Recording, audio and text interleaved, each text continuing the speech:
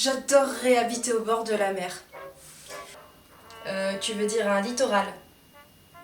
Hein? Non, au bord de la mer, là où il y a, tu sais, la plage, le sable, les cocotiers.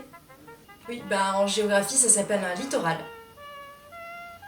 Oui, le bord de la mer, quoi. Pourquoi tu m'embêtes avec ce mot compliqué? C'est bon, on s'est compris, le bord de la mer, c'est le bord de la mer.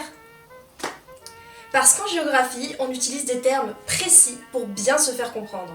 Et l'espace compris entre la terre et la mer, ça s'appelle un littoral. Point.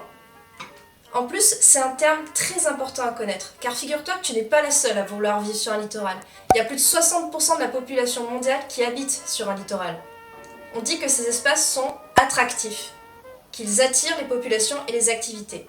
Et aujourd'hui en géographie, on va s'intéresser aux deux activités principales que l'on retrouve sur les littoraux. Oui, parce qu'au singulier c'est un littoral et au pluriel c'est des littoraux. Je précise parce qu'avec toi, on sait jamais, hein. Et ces deux activités principales, ce sont les activités industrialo-portuaires d'une part et les activités touristiques d'autre part. D'abord, les littoraux industrialo-portuaires. Encore un mot compliqué. Non mais c'est pas si compliqué que ça, hein. Un littoral industrialo-portuaire, c'est un littoral qui a été aménagé, c'est-à-dire transformé pour y faire deux sortes d'activités. Des activités portuaires, un port pour les bateaux, et des activités industrielles, des usines. Littoral, industrialo, usine, portuaire, port. Si tu veux que je simplifie encore, en gros, c'est un port dans lequel il y a des usines. En fait, le commerce international se fait majoritairement par voie maritime. Et d'ailleurs, je vous ai fait une fiche aide avec les différents types de bateaux, le vocabulaire, etc. sur le NT. Du coup, il a fallu adapter les petits ports pour pouvoir accueillir de plus grands bateaux et transporter plus de marchandises entre la terre et la mer. Pour gagner du temps, on construit des usines qui permettent de transformer les marchandises et du coup de les envoyer directement vers l'endroit où elles sont vendues. C'est pas très joli comme paysage, mais les zones industrialo-portuaires sont de véritables interfaces, c'est-à-dire des espaces de connexion entre la terre et la mer, et ont une place très importante dans le cadre des échanges maritimes mondiaux. À certains endroits dans le monde où il y a énormément d'échanges, il y a tellement de zones industrialo-portuaires sur certains littoraux qu'on appelle ça des façades maritimes. Littéralement, ça veut dire des murs de port. Bon, on passe maintenant à un sujet qui fait un petit peu plus rêver, c'est-à-dire les littoraux touristiques. Et oui, car une des premières images que l'on a quand on pense au littoral, c'est la plage, le soleil, les promenades, la bronzette, etc., etc. Donc là aussi, les littoraux vont avoir une place très importante dans le développement du tourisme, et surtout dans les pays où le climat le permet. Quand il fait beau quoi. Comme pour les littoraux industrialo-portuaires, on va y construire des aménagements, c'est-à-dire des structures, des bâtiments qui vont permettre de servir l'activité qu'on y fait, ici le tourisme.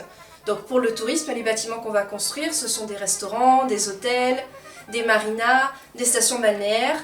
Je vous invite à consulter la fiche d'aide de vocabulaire que j'ai mise sur le NT pour vous familiariser avec ce vocabulaire et l'apprendre. Donc si je résume, les littoraux sont des espaces attractifs, surtout dans le cadre du commerce international et du tourisme. Exactement, et comme ces activités se développent de plus en plus, on parle de littoralisation. La littoralisation, c'est un phénomène de concentration des activités et des populations sur les littoraux. En gros, il y a de plus en plus de monde et il y a de plus en plus de choses qui se font sur les littoraux. C'est plutôt cool, non? Enfin, moi en tout cas, je les comprends, hein. Si je pouvais, je déménagerais au bord de la mer, hein. Ça serait trop cool. Oula, attends, je te coupe. Oui et non, hein. La littoralisation, ça pose des problèmes et à plusieurs niveaux. Déjà, pour les habitants, c'est pas toujours facile d'habiter à côté d'un littoral industrialo-portuaire. Les usines, ça pollue, ça sent pas bon, c'est pas joli.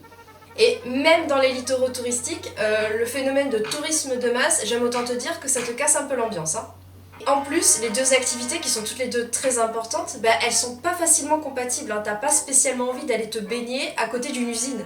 Puis bon, je te parle même pas des conséquences environnementales, hein. Tu viens au bord de la mer pour y voir les jolis poissons, mais entre les rejets des bateaux, les produits chimiques, le béton qui remplace le sable et les déchets laissés par les touristes, c'est pas triste, hein.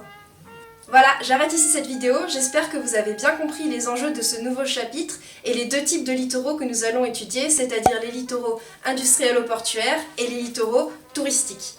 Comme pour chaque chapitre de géographie de 6e, notre questionnement tournera autour de la question de l'habiter. Habiter dans un littoral industrialo-portuaire ou habiter dans un littoral touristique. Habiter, c'est-à-dire se loger, vivre, consommer, faire des loisirs, etc. etc. C'est pas juste avoir une maison. Ces questions, vous vous les poserez en fait lors des activités. Travaillez bien!